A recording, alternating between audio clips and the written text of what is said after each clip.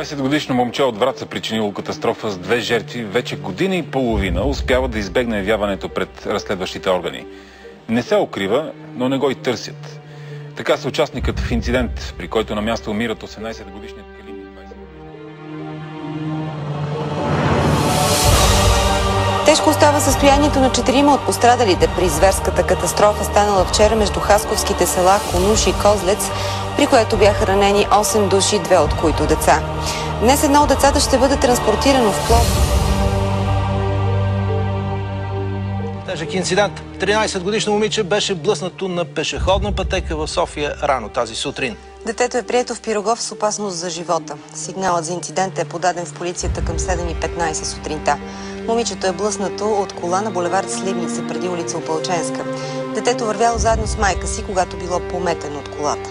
От полицията обясниха, че шофьорът е останал на мястото на инцидента.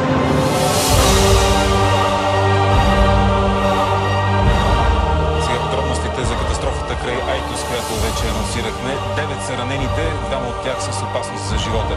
Инцидентът е станал около 15 часа.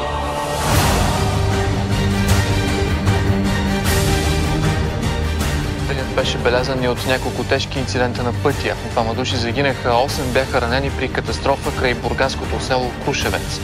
Всичките 10 души пътували в една кола, управлявана от пиян и неправоспособен шофьор. В София автомобил се заби в дърво близо до спирка на градския транспорт. За щастие жертви няма. Пътният инцидент станал около 30.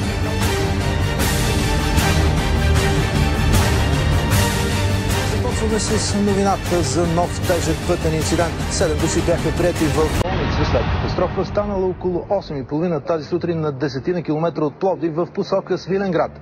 Сблъскали са се 2 леки коли и 2-те коли с пловдивска регистрация.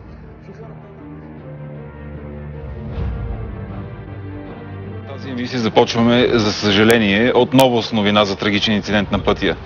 2 мъже и 2 жени буквално изгоряха в кола край Карнобат. По първоначална информация, шофьорът на катастрофиралия автомобил е бил неправоспособен. Снощи на прав участък